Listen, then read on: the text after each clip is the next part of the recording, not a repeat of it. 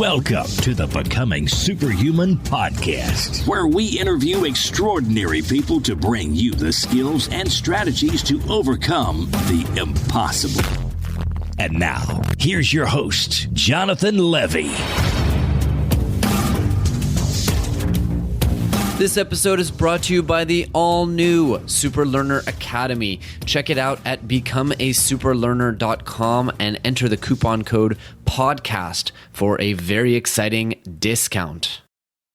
Greetings, super friends, and welcome to this episode of the Becoming Superhuman podcast. I hope you guys enjoy the fact that there is no echo. The recording studio is finally done, so thank you guys for your patience. I also want to apologize that we haven't been reading reviews in the last few episodes. I'm going to go ahead and make up for that by reading one today and for the next however many episodes you guys decide to submit. It's an episode review from Lucas Aun from Australia, who says, title, "Turn the radio off and put this on." Amazing. A 5-star review from Australia. I have learned so much from these podcasts over the last year. Jonathan asks the exact questions which I would personally ask myself, and that's what makes this podcast super top-notch. Keep the brilliant content coming. I love it. Thank you so much, Lucas. And to everyone else who's left a review, we will be reading your review very, very soon.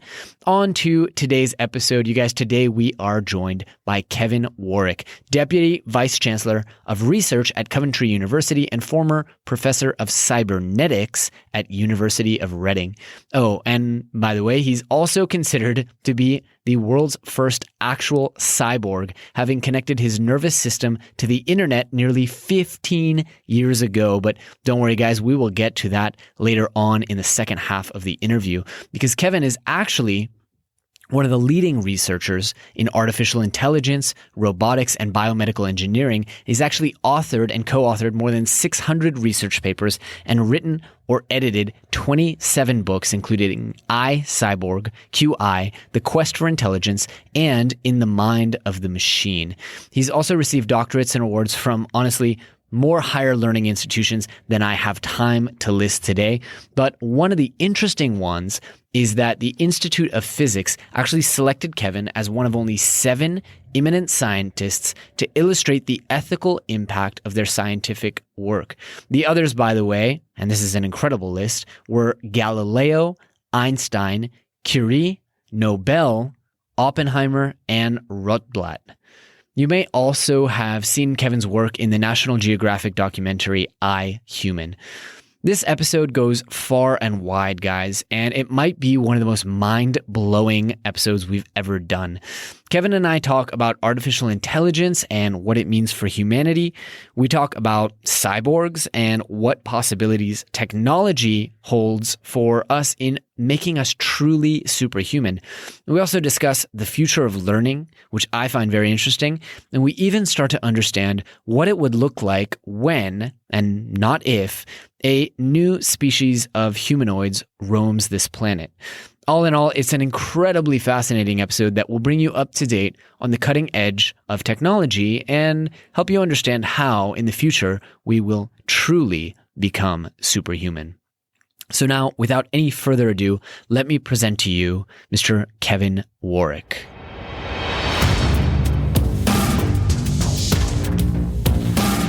Mr. Kevin Warwick, welcome to the show, my friend. We're so happy to have you here today. Thank you, Jonathan. Absolute pleasure. So, Kevin, I have to admit, and I'm going to warn our audience in advance, that in preparation for this episode, I very quickly realized that we're going to need to have you back in the future because there's so much that I want to cover. I'm going to try and fit it into the time that we have today, but I really appreciate your time.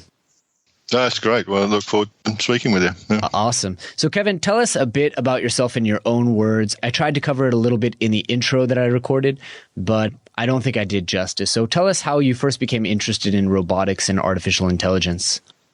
Well, I think at an early age, my father had something called agoraphobia. This is the opposite of claustrophobia, when you can't stand going outside. And he was operated on, as he described it. They drilled a couple of holes in the top of his head and cut out some of his brain cells. I was aged about 8 or 9 at the time. So he went from someone who really was stuck in one room in the end, and the operation was successful. He was then able, he would actually go anywhere, talk to anybody. And for me, this was something of a revelation, that you could just change a small number of brain cells in a particular brain and completely change particular characteristics, behaviors of a person. And then I read 1 or 2 science fiction stories. There was a story by Michael Crichton called The Terminal Man, about a guy having electrodes pushed in his head and again changing behaviors. So the possibilities when I was a youngster were enormous. And then later on, technically, scientifically, that the technology actually became available to try actual experimentations in this area, for me, was tremendously exciting. Wow, incredible. And thank you for sharing that. That's so very cool that it was so personal for you so early on. So I want to really put us on the page. I mean, you're known as an expert in artificial intelligence. And before I kind of dive into that whole thing, can we kind of get everyone on the same page? And how would you define artificial intelligence? I realize you've written an entire book on the subject, so I understand that's probably a very tricky question to answer, but what is AI exactly? Well, yeah, I mean, as you said, I've written a book on the subject, and then they've got to come up with something in one line that says what it is. But right. And I'm not very good at definition, so that's probably the wrong thing. But, well, I mean, we perhaps don't even know what intelligence is, but intelligence, if we take it to be the thought processes in humans to start with, although then you have intelligence of animals, and I've been fascinated by how other creatures that are very different, like spiders, what is the intelligence of a spider? Its senses are very different to us, and yet it has intelligence. Well, I guess artificial intelligence generally is trying to recreate some form of thought processing in a machine of one kind or another, with a general trend to copying some aspects of human intelligence, but particularly with robotics, you can actually copy some aspects of other creatures' intelligence with different sensory inputs and so on. But it's intelligence in machines per se. So very interesting. So I have to ask, I mean, this is a big question, because how does intelligence work, period, right, in a spider? And how does consciousness work? We probably don't know. But at the end of the day, on some level, artificial intelligence is still code written by humans. So does it actually mean that true artificial intelligence transcends that code and has enough of its own consciousness to think and feel and even reprogram? Well, I mean, I'm not necessarily agreeing with you that it's just coded by humans, because there are different forms of it. And I think humans, it's a bit like creating children. I would see it that way, that you have children, so that's the human input to it. But then the child learns and adapts and changes and becomes the individual based on their experience. And they can do things completely contrary to what the adults want. And AI is very much like that if it's put into a machine, that type of AI, then, okay, you started off, you put the initial code, but then it learns and adapts and decides based on its own sensory input and so on. So it can be doing something very different to what was originally intended. But then you have other forms, which we can talk about, of biological AI. So this is taking brain cells, which can be from different animals, can even be from humans, and growing them and putting them in a robot body.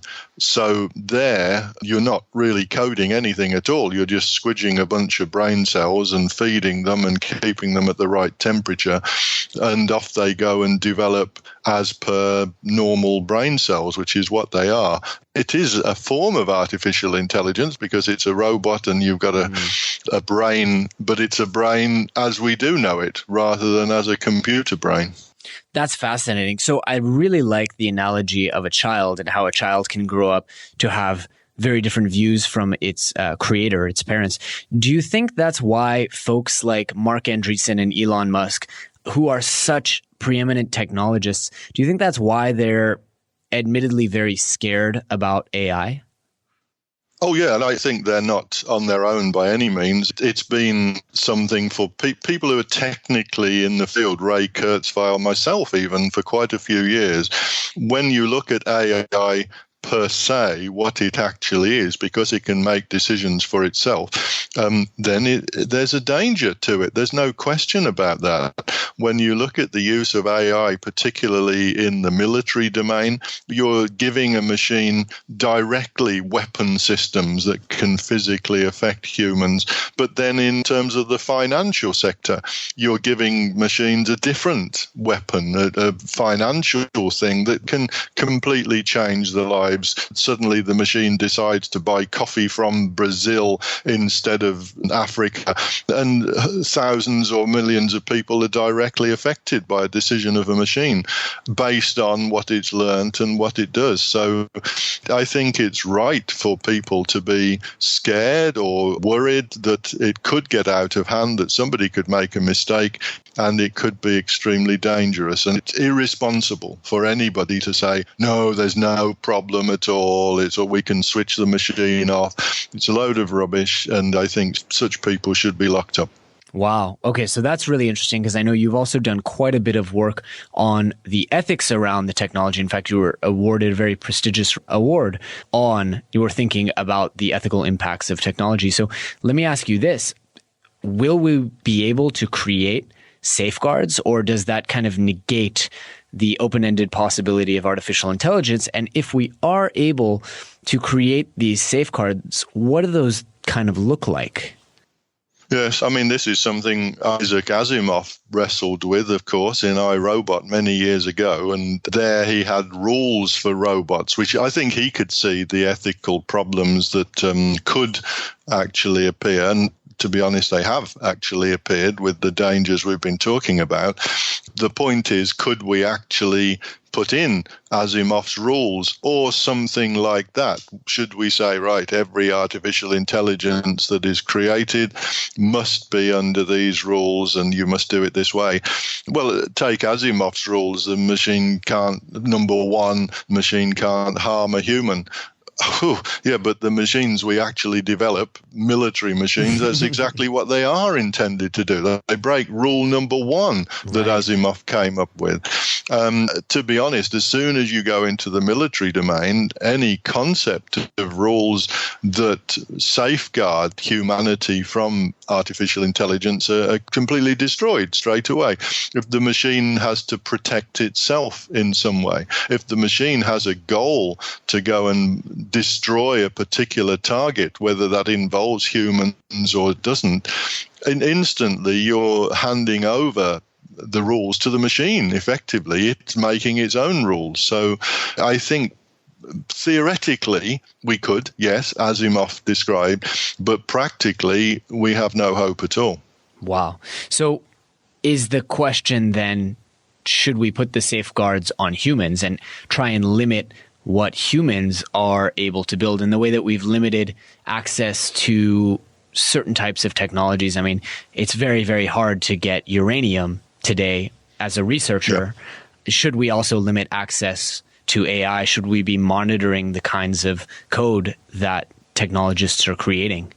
Yes, I think so. I think if there was some international body, which there isn't, if there was an international body overseeing the use of AI, that wouldn't be a bad thing at all at this time.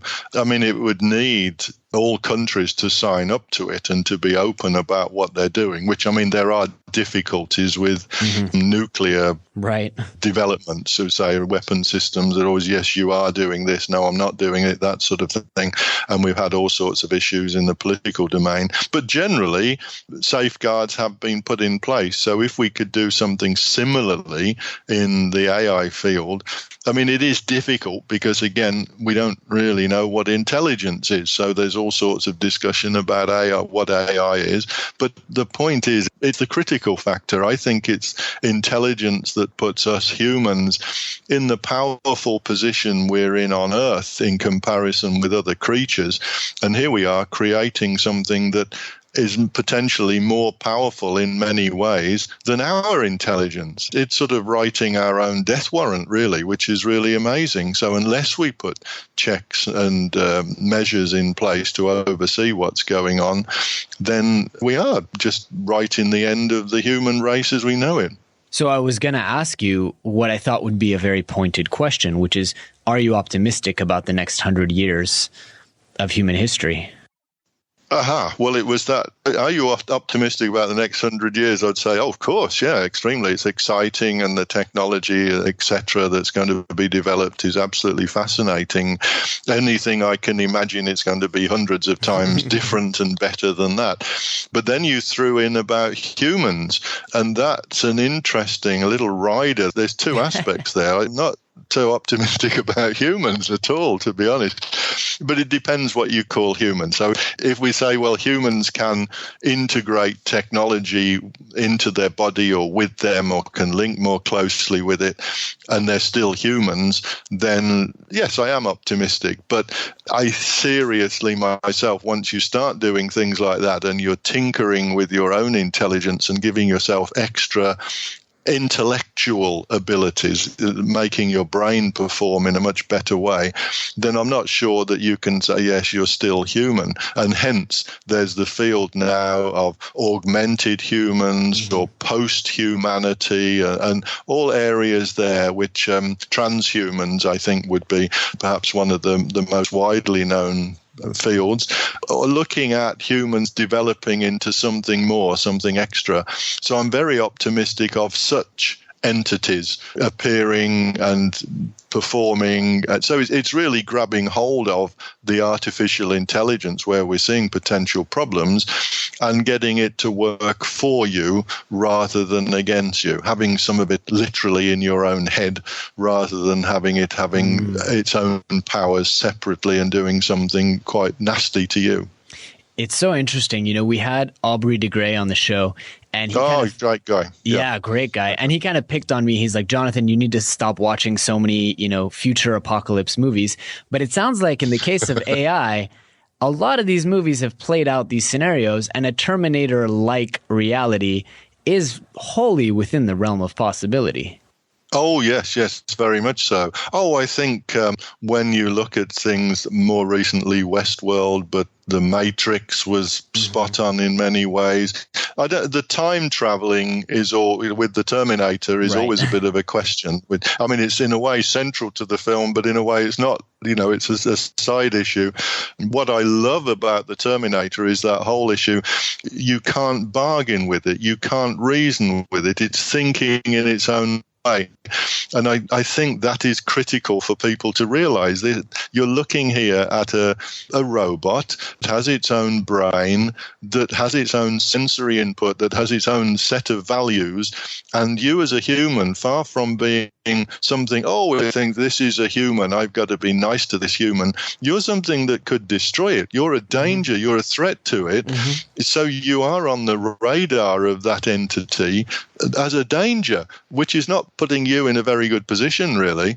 And I think science fiction, not everything by any means, but a lot of films that we've been talking about there are spot on at looking at different aspects and potential dangers and potential threats. I really do see the Terminator as a philosophical film, inherently, but missing out the time travel. Right. Well, so I want to also shift that even if machines are friendly and we manage to put these safeguards in place where we get along wonderfully and we have the same kind of interspecies relation that we have with, say, dogs or other kinds of animals, that we've bred in the past, there is the issue that machines are going to fill 95 to 99% of jobs. I mean, people are now talking about there are something like 3 million truck drivers in the US, not to mention taxi drivers. Those jobs are all but gone, and so are so many others. Westworld, I think, raises some interesting questions as well. Yep. So there's that ethical issue of what do we do in a world where there are literally no jobs? Have you given any kind of thought to what the economics of that looks like? Oh, yeah. I mean, you're quite right. And the jobs that you highlight, autonomous vehicles, it's not only going to change jobs, but it's going to change one aspect of human life. And companies, I know Jaguar Land Rover, the people that buy Jaguars, they like to have control over vehicles. They like it to, and clearly, whether you've got an autonomous vehicle, you don't have any control over the vehicle. And yet the whole idea of autonomous vehicles means that humans, in the short term, how do we to have this mixed machine-human driving system on the road, but ultimately, how do we get rid of humans? Because humans are pretty poor drivers in comparison with the possibilities thrown up of autonomous vehicles. Precisely. So it's really stopping people doing something like that. But in terms of jobs and work, we have various roles in life. I mean, a lot of retired people, as it were, have their pension and don't have a formal job. A lot of people still do some job. They don't have to do it, but they might do something either to keep themselves busy or to do something more intellectually and so on. And we have other stories. There used to be an author in the UK, P.G. Wodehouse, that wrote about life in the 1920s and 30s, the idle rich. They filled their lives and they did all sorts of things, but they weren't doing anything what we would describe as working. However, what we describe as working has changed dramatically. It used to be something that was very physical. Work was some physical thing that you did, either down a mine or digging, or there was always some physical aspect to it, working in a factory. But that has changed as machines have taken over a lot of the physical things. And now, sitting in an office, twiddling around with a computer is something that we now call work, which 100 years ago, somebody said, well, that's not working. They wouldn't know what a computer was. But so our concept of work changes as society shifts. And what has happened with technology is that technology has actually created more jobs and a lot of jobs that we couldn't even imagine. Let's take aeroplanes appearing, which is it's only just over 100 years ago. The first flight was carried out. I mean, this is a dramatic shift within a century. And yet now, how many jobs are linked or dependent on or directly concerned with airports or flying or bookings and all of the things that goes with it? There wasn't an industry there. There weren't aeroplanes. And that was in 1903 before the first. There weren't aeroplanes before that.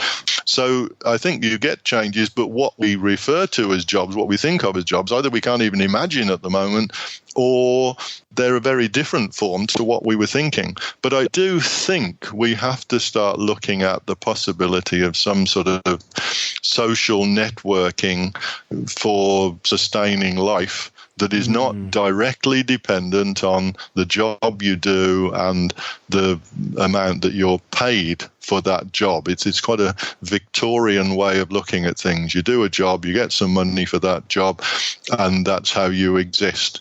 We have problems with that anyway. Some people working very hard but getting almost nothing, and some people doing almost nothing and getting enormous salaries for doing it. Referring to some sports people, for example, it seems crazy what we as a society, what we do there, but that's what we do. Right. So we have issues with that end. There's lots of issues, but I think it will be an enormous social change, but something we can deal with. Right. And I think that's really interesting. You raised the point of, jobs have constantly been shifting and there are no telephone operators today. So let me ask, I don't know if you have children, but if you do, what jobs are you encouraging them to pursue? Or is kind of the type of education that kids today are receiving ultimately going to be meaningless for the jobs 50 years from now? Well, I think the latter point is probably right, yes.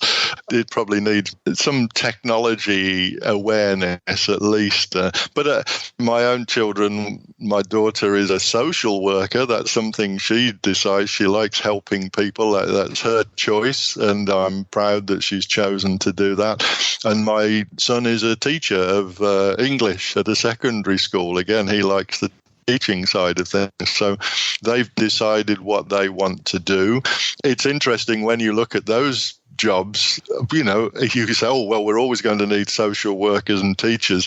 You just don't know. You just don't know. I mean, particularly teaching, when I take in university life as well as schools and so on, then you can quite easily see the possibility of the teaching side of it just being handed over technology. Do we actually need people to do the teaching? I mean, at the moment, there's somebody saying, of course we need teachers. The human interaction is important. Just as people, when telephones were first around, said, yes, we need human operators. How could we possibly run a system where you don't call the operator to make your call? And yet that's what we do. We're happy with the technology now, but there were all sorts of issues when it was first brought in. And the same sort of thing, I'm quite sure, would happen with teaching. Absolutely. You know, if you are not doing it in the way we do it, then it could be much, much more personal, that each individual has teaching directed and interacting with them. People learn at different rates. People learn in different ways. The brains are structured. So some learning a language is very difficult for one person. It's very easy for somebody else. Learning maths is very difficult for one person, easy for somebody else. And when you have one person who's teaching, let's say, 30 other people, it's very difficult for them to do it. They're doing it in some sort of average way, and some people are not benefiting as much as they could, and some may be missing out altogether. So it can be tailored for individual needs much, much more than it is at the present time because of the way we do it. Right, and especially if you hook on electrodes, pupil sensors, all kinds of tools that allow the machine to get an insight into actual neuronal activity and really understand, like, this point is now firmly implanted in the brain. I think that's also such an interesting angle. Yes, and getting feedback directly, which we know will be possible in terms of some of the emotional states of the person, that they're getting worried about a particular thing, or they're happy with a particular aspect that they've learned. They really, at least they feel they understand it. Whether a system can actually really know whether somebody does understand something, with inverted commas, in terms of understanding, just as we don't really know whether a machine understands something. We don't really know whether another human understands something. But maybe there will be. I can't see how you do it, but maybe in the future that will be possible. Incredible. Kevin, I want to ask one more question before we kind of pivot into the superhuman angle, and that is, how close are we to passing the Turing test? This idea that a machine can actually fool a human being into thinking they're conversing with another human? Well, if you look at what Turing actually said and base the definition of what the Turing test is on what Turing actually said, then the Turing test has been passed. And it was passed a couple of years ago by a chatbot called Eugene Gustman, who fooled over 30% of the judges that were involved in a trial that was held at the Royal Society that had independent observers and so on. And that's what happened. Over 30% of the judges couldn't tell that this was a machine. Some of them thought it was a human, the majority of them, and some just didn't know. They couldn't tell. But it's not saying we've come up, that's certainly not human level intelligence, but that's not what Turing said at all. He was just applying this test. What it means is, and the test is just something that lasts for 5 minutes, that machines can, in some cases, in conversation, fool you, somebody that's conversing with them, so you don't know whether they're machine or human. You think, yeah, this is a human. And then you're into the male female. You might think it's male and it's female, or whatever, vice versa. So machines are at that sort of level. Which means we do have to watch out. If somebody goes online to converse with some sort of entity that they maybe think is a human, they might well not be. But I think we have problems there anyway, because people will go online into a chat room and they'll think they're talking, let's say, to a 18-year-old boy, whereas in actual fact they're talking to a 50-year-old woman. You just don't know that. I mean, you can't tell if you're online, you can't tell if a dog is a dog. It's that. Yeah. So this is an example with the Turing test where machines could be online, interacting with you, selling you things, and you just don't know it. No, I think it's very likely to happen. I think there's a lot of people investing in exactly that technology. Oh, yeah. And it's coming on apace, and it's dramatically changing, and they're getting better. And all sorts of things, as Turing pointed out, you can say, oh, well, the machine can be intelligent, but it will never have. And people come up with, never have a sense of humor. Machines have what appears to be a perfectly good sense of humor. It can be a lot better than human sense of humor. And so it goes on. Turing gave all sorts of examples, and you hear this, which makes me laugh. I mean, I've heard people say, machines will never be able to make a cup of tea. And you think, is this person that says that got any intelligence whatsoever? It seems so crazy that someone would say, and yet Turing was, he could see people would say things like that, and people still do. So the fact they still say things like that is unbelievable. Absolutely. So, Kevin, I want to change gears a little bit and get into the kind of superhuman angle, especially given that you are widely considered, and this almost sounds offensive to say, it kind of sounds weird to me to say, but you're considered the first living cyborg. So tell me about why that is. I think different people have different definitions of a cyborg. My own concept of it is perhaps like the science fiction concept, what people would generally think of as a cyborg, and that is taking a human, integrating technology with the human in some sort of either permanent or semi-permanent way, so that overall entity has abilities beyond the human norm. And I think all of those points are important, because I don't see someone who has artificial hips, let's say, which a lot of people do have artificial hips now. I don't really see them as being a cyborg in the way we would think of it. Right. And somebody else who's wearing a pair of glasses, to me, it's just ridiculous. Or anything wearable. To me, it's just ridiculous to think of them being a cyborg, even if they have them on in a fairly permanent way. I do think it needs to be integrated with the body, in the body, potentially linked with the brain or the nervous system, and to give the person extra abilities. And the implant that I had was what's now called the brain gate. At the time, it was called the Utah Array, because it was made originally at the University of Utah, and it consists of 100 small pins, small spikes, with electrodes on the end of the spikes.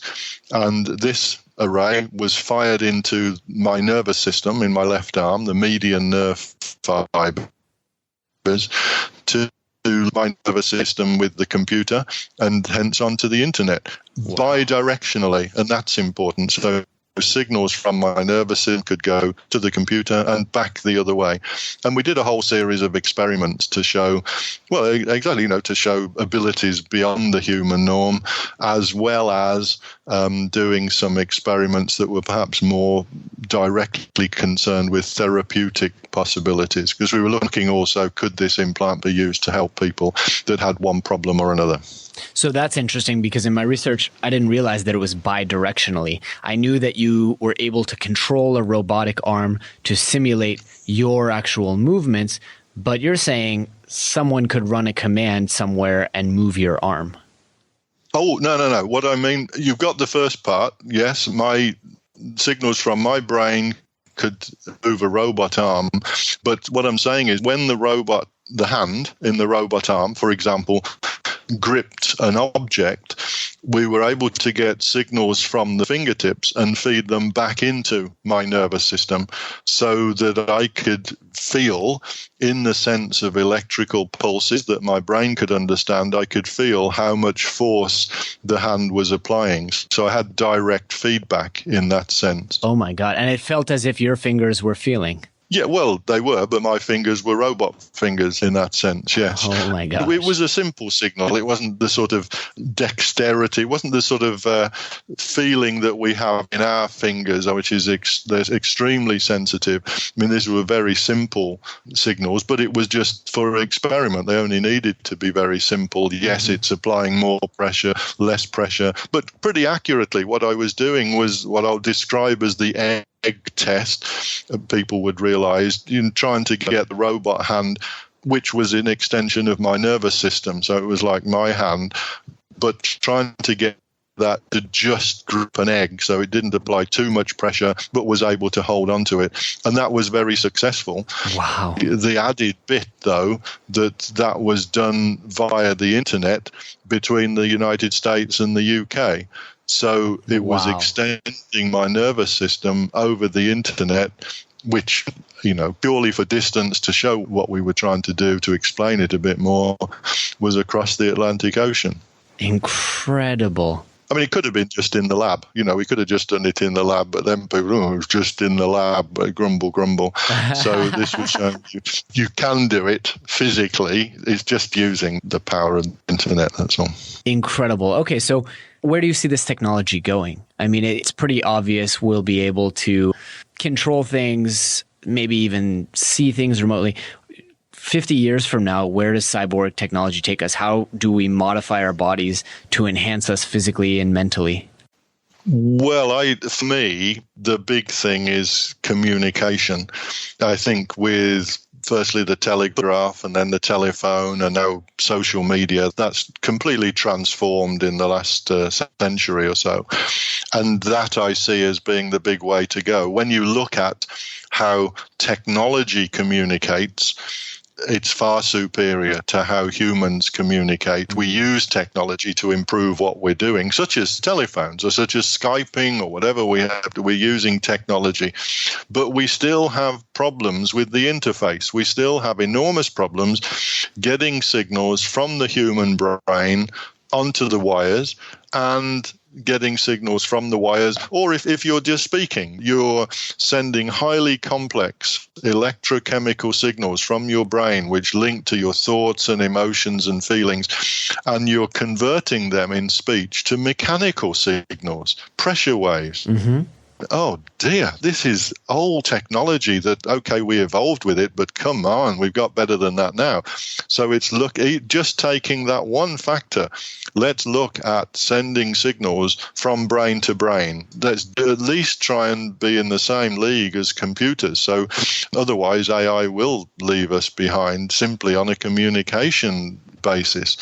So I think the possibility of communicating directly brain to brain, technically, this is a hard wired version of it, can be done wirelessly, obviously.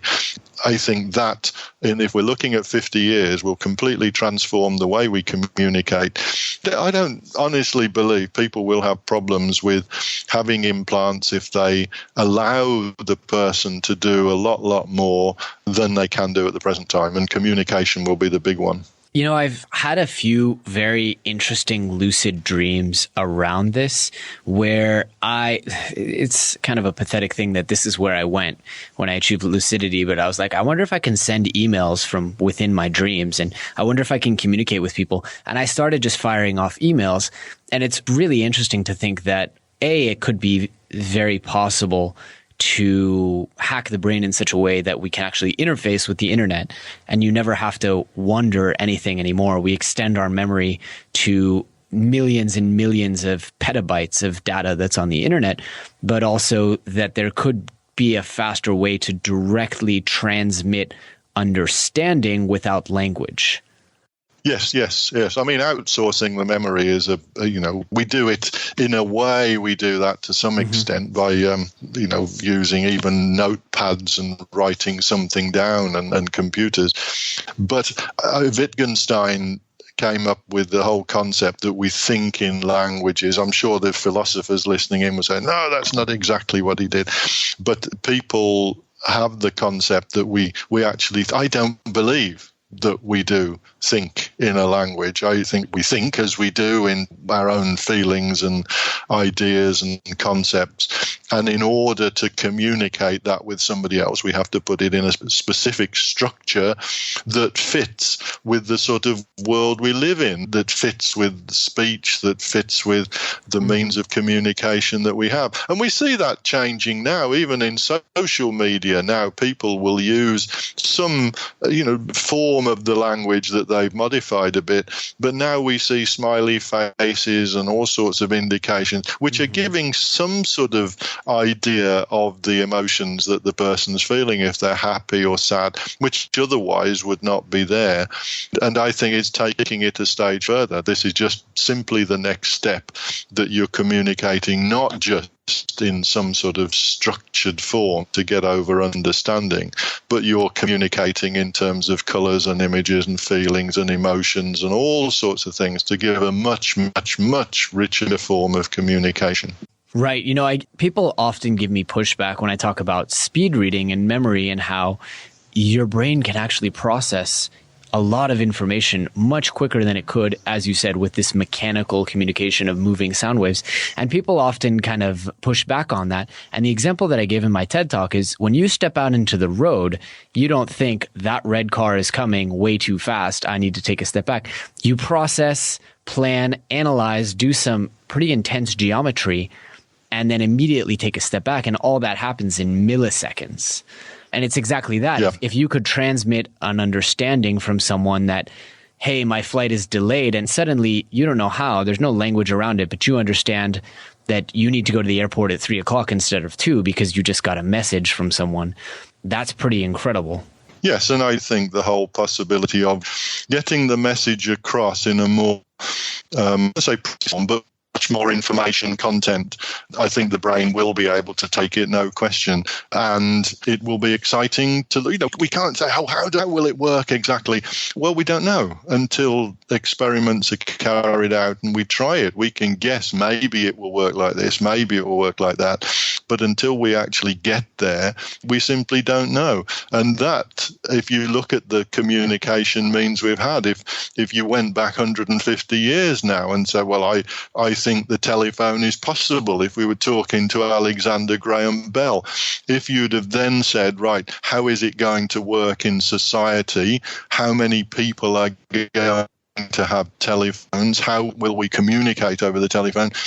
People, you just wouldn't know until it happens. Mm-hmm. And often society itself does change the pickup of things like that. Society does change how we do use a new medium to interact. And hence, with communicating directly from brain to brain, we can have some ideas about it. And we can sit down now, you and I, we can sit down and say, right, we are going to conduct this experiment to send signals from brain to brain, because we have the technology to do that now.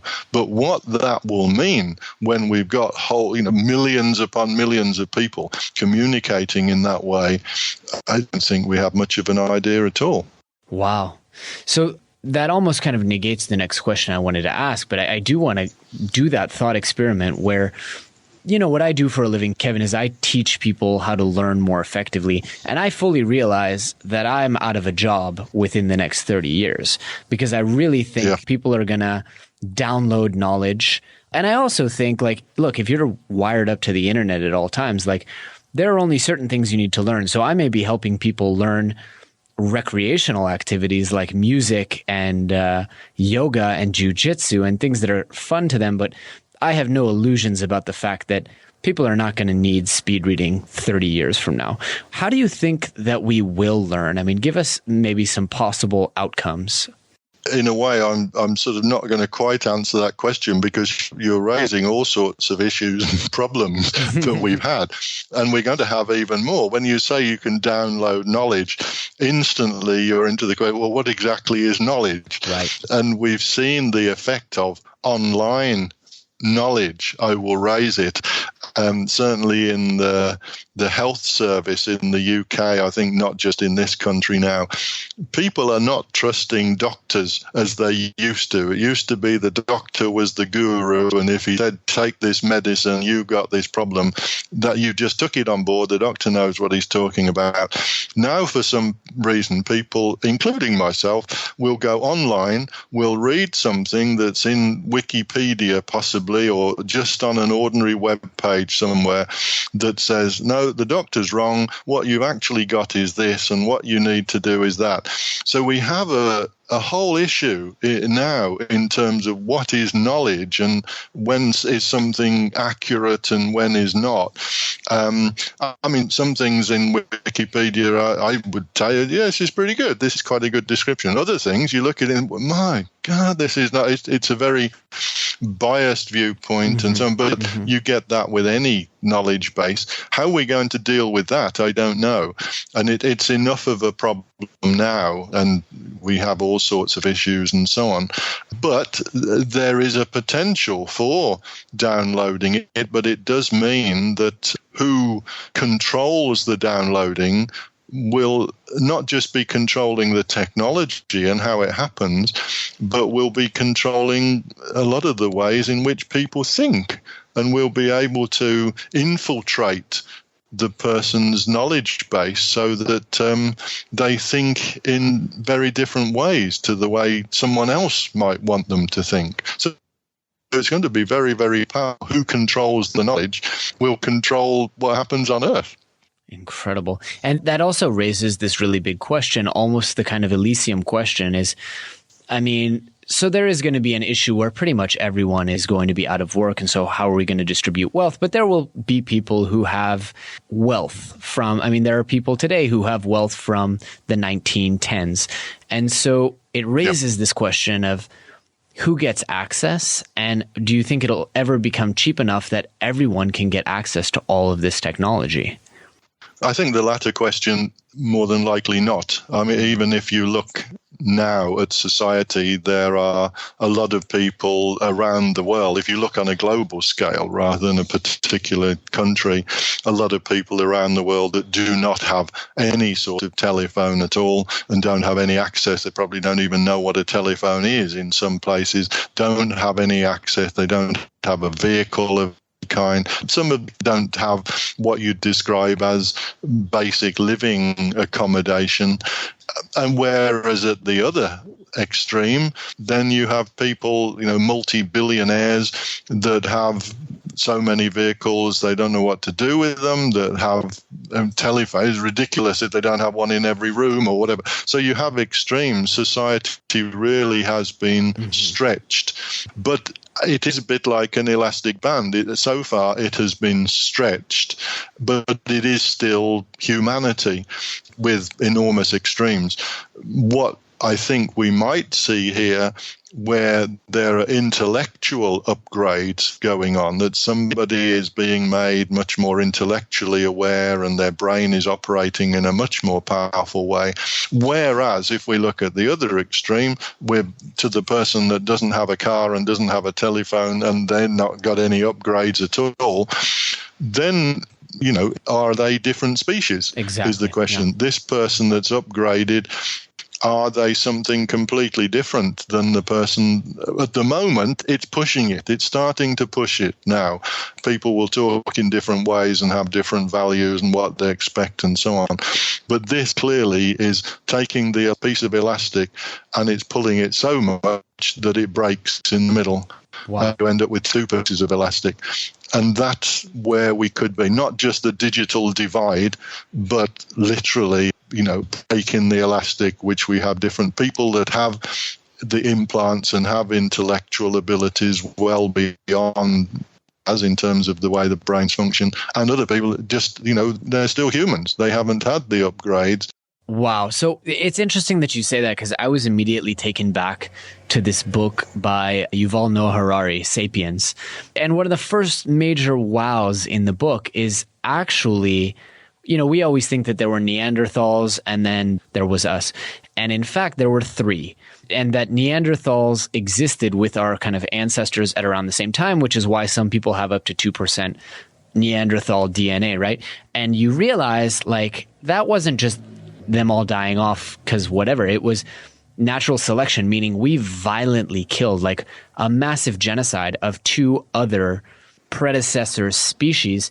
And I wonder, like, they say history repeats itself. People are usually talking about the history of the last 1,000 years, but are we going to find a situation in which there is literally a war of the species of kind of humanoids on this planet where the same kind of rhetorics are used, like that they're an inferior species, that they threaten our way of life, one way or the other, right? Because one could see a populace uprising against these superhumans who have infinite lifespan and infinite intelligence. I think it's very interesting. I think it's very scary as well. Yeah, I mean, it's something Hugo de Garis has spoken of. I mean, he's called them Terrans, and I can't remember what the upgraded people he's called. But look, this is something that's going to happen. And I think he's right. But to be honest, I can't really see it ending any other than one way, that those who have the technology, those that are upgraded, those that have the power, will have such an advantage. They will have all the cards.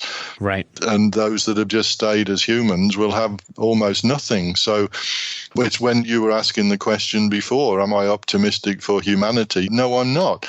The best you think is either they get wiped out, which is perhaps not good news, or they're allowed to live in some small part of the world somewhere, in almost like a zoo or something like that. It's difficult to see how that would possibly work, particularly if they do pose a threat in some way, right. Particularly if they're trying to switch something off or close the network down or whatever it happens to be, then they have to be dealt with. We do have issues with society now where there are problems, and some people are a bit friendlier towards people traveling from one part of the world without any wealth or prospects, whereas other people are not so friendly towards them. And that's been seen in political decisions, the Brexit that's happened, even the American elections recently. Oh, yeah. They're sending messages clearly as to what people want now. And I think that will be even more apparent when we get to the next technological step, the upgrading.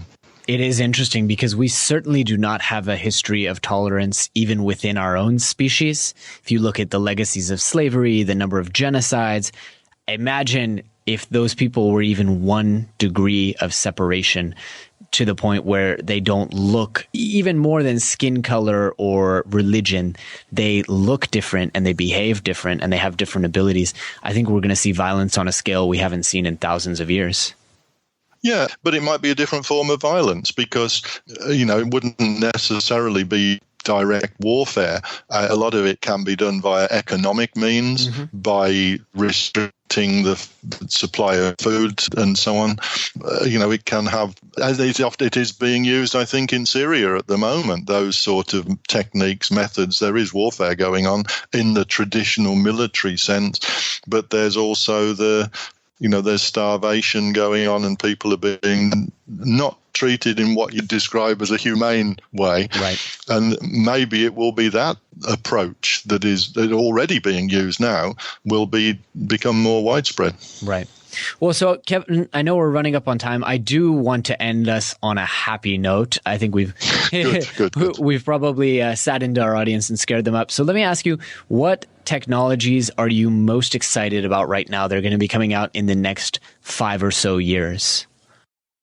Well, I am excited about the continual developments in autonomous vehicles, and they're exciting to see. Any experiment that comes out is fantastic. It's a step on from what it has been. We're going to see that there are going to be the odd problems. Somebody's going to be run over by an autonomous vehicle, etc., etc. We're going to see that, and people say, "Oh, this is terrible. We shouldn't go that way."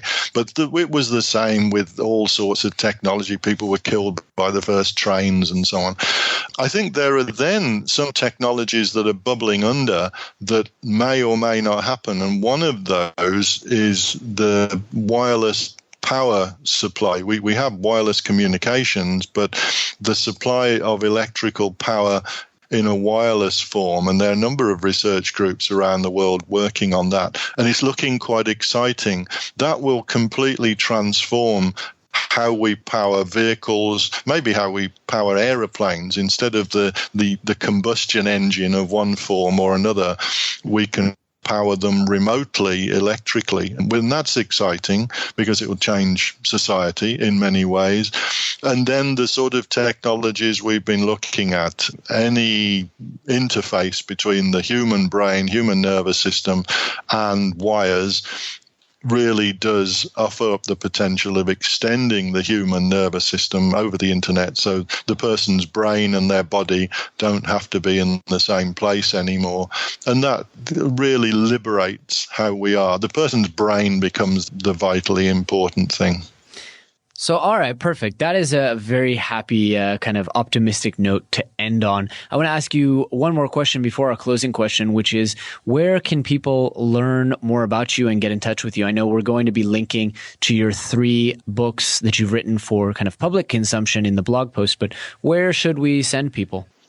Well, I guess there is a Wikipedia page, Kevin Warwick, which, as long as they look at it with a little bit of a filter, some stuff on there that always is not quite what you might want as the person involved. I'm sure everybody has that issue, but it's a good starting point. There is a page, www.kevinwarwick.com, that is hopelessly out of date, but people can have a look at that. And other than that, just Google and see what comes up. There's always something under the news area for Kevin Warwick. So. Perfect. All right. And we will link to that in the show. Kevin, I want to ask you our final closing question that we ask every guest, which is, if people, having the human fallible memories that we currently have, if people really take one message away and they're able to remember that message for the rest of their lives, what would you hope for that to be? I think if they thought that communication directly by thought was not possible, think again. It's just something that has not actually been technically brought about, but in the future we will be communicating directly brain to brain. Incredible. Well, Kevin, in that case, I will look forward to communicating directly brain to brain with you in the future. But in the shorter term, I'm excited to have you back on the show, and we can talk a little bit more about artificial intelligence very soon. I want to thank you so much for your time. I understand you're a very busy man, and for sharing your wisdom with our audience. Thanks, Jonathan. It's been good, and look forward to speaking with you again. Cheers. All right. Bye-bye. Take care. Thank you.